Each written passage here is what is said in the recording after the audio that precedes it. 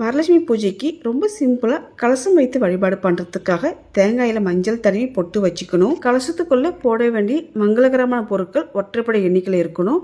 மாங்கல்யமும் ready பண்ணி வச்சுக்கணும். ஒரு தாம்பாள தட்டில் பச்சரிசி பரப்பி விட்டு வெத்தலை இல்லைன்னா மாயிலைக்கு மஞ்சள் குங்குமம் வைத்து கலசம் வைக்கணும். கலசத்துக்குள்ளே பாதி அளவுக்கு வரும்படி பச்சரிசி போட்டு இதுக்குள்ளே மங்களகரமான பொருட்களான வெத்தலை பாக்கு, பூவு, மஞ்சள், குங்குமம், எலுமிச்சை பழம், வெட்டிவேர், ஜாதிக்காய், மாசிக்காய், பச்சை கற்பூரம், ஏலக்காய், கிராம்பு, வெள்ளி காயின்ஸு அல்லது வெள்ளி பொருட்கள் போடலாம். நான் காமாட்சி அம்மன் விளக்கு போட்டிருக்கேன். தங்க காசு இல்லைன்னா தங்க பொருட்கள், நாணயம், ரூபா நோட்டுகள் நம்மக்கிட்ட என்ன இருக்கோ மன மகிழ்ச்சியோடு போட்டு வழிபாடு பண்ணுறது ரொம்பவே சிறப்பு.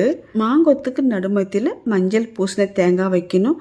மாங்கல்யம் கட்டி வளையல் போட்டு பூவால் அலங்காரம் செய்து வர மகாலட்சுமி தாயாக பாவித்து உள்ளன்போடு மனமுருகி வேண்டி வணங்கும் பொழுது வறுமை நீங்கும், சகல ஐஸ்வர்யம்